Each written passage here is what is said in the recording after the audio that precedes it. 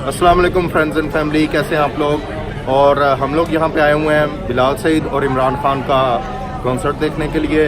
और मेरे साथ हैं हमारे बेस्ट फ्रेंड राज भाई, हमेशा आते रहते हैं, इस दफ़ा फिर आए।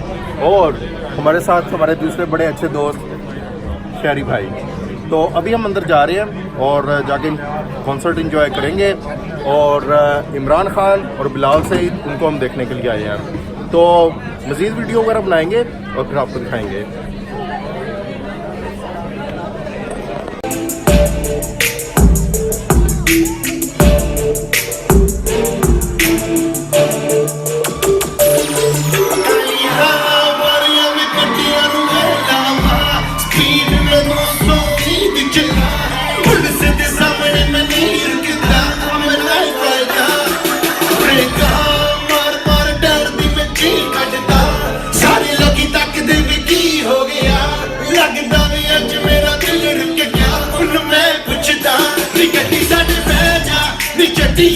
नी दूर तेनू ले जा वे आड़िए नी वूफर तू मेरी मैं तेरा एम्पलीफायर पाया नी गड्डी साडे बह जा नी छड्डिए नी दूर तेनू ले जा वे आड़िए नी वूफर तू मेरी मैं तेरा एम्पलीफायर पाया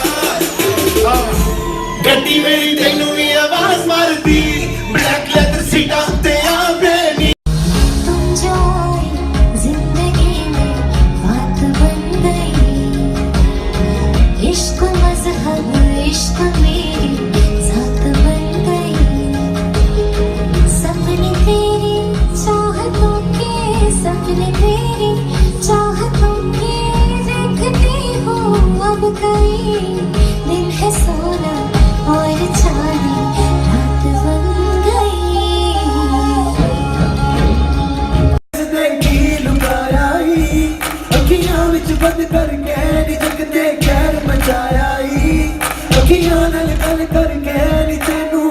तकने ही रहने कुछ कहना पाने जलवा तेरा उसे खुदा दस मैनू की न कर तू मेरी जाना मेरे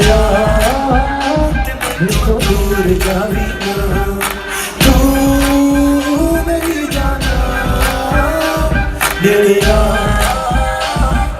तो दूर Xavi. I'm out in UK, she's sitting at home. Join everyone! Every time I hear my phone, most times it isn't.